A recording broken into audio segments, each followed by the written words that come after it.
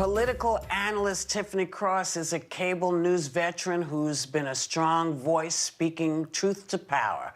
And she keeps it going in her new book, Say It Louder, Black Voters, White Narratives, and Saving Our Democracy. Please welcome Tiffany Cross. Welcome, Tiffany Cross. Hi, ladies. I'm so excited to join the Hot Topics table. Excellent. So we'll hop right in now. 2 days ago, the guy in the White House said in an interview that white people are killed by the police more than anyone else, and flying the Confederate flag is freedom of speech. I'll just turn it over to you. Yeah, thank you, Whoopi. I'm so tired of this. I'm so tired of this president spitting in our face and trying to convince us it's raining. That is clear.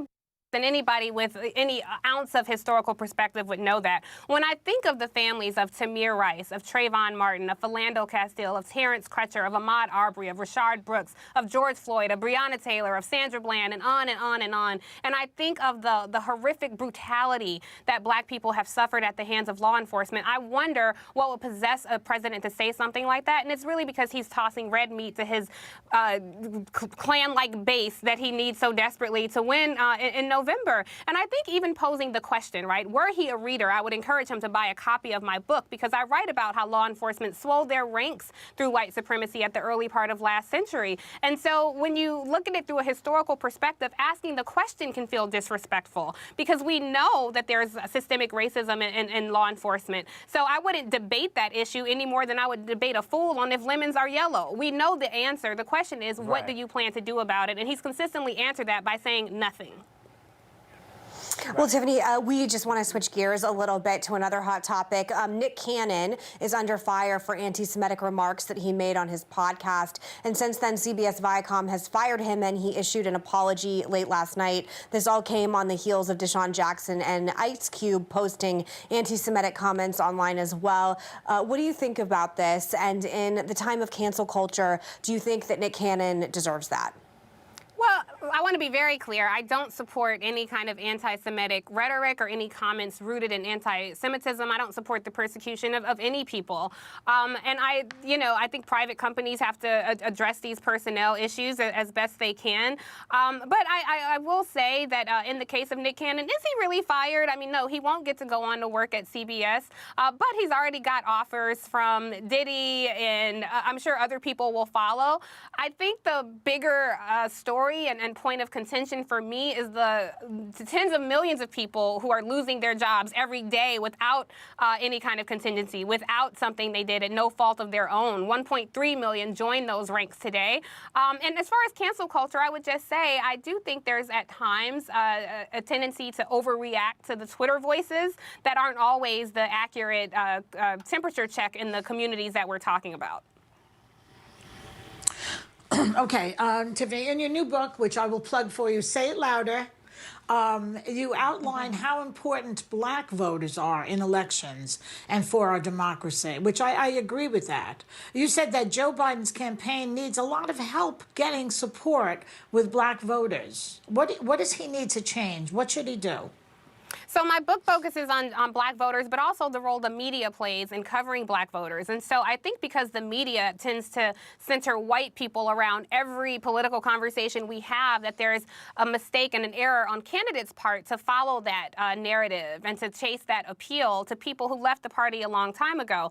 The last time Democrats won the majority white vote was in 1964. And so I think in this moment, when we're reimagining America, previously voters of color could only see the possible. And even that seemed out of reach. At this moment, when we're reimagining this country, voters are seeing the impossible. So it's not a time to make safe choices. I think there are things that Joe Biden can do in terms of reaching out to grassroots organizations, obviously who he picks as his running mate. And, I think, he could be facing an increasingly progressive Congress. And so when you have people like Richie Torres and Jabal Bowman winning congressional races, how are you going to work with a people who look at Obama, the historic great presidency of Barack Obama, as their floor, not their ceiling. They still have an Obama hangover. They still think everybody's supposed to give them goosebumps. They don't understand that's a once-in-a-lifetime opportunity. And so how will he excite people? And I think there are times where he's making an appeal to people who are middle of the road, or this false appeal to these swing voters. I don't exactly know what a swing voter is. If you're on the fence at this time, I question what exactly are you considering?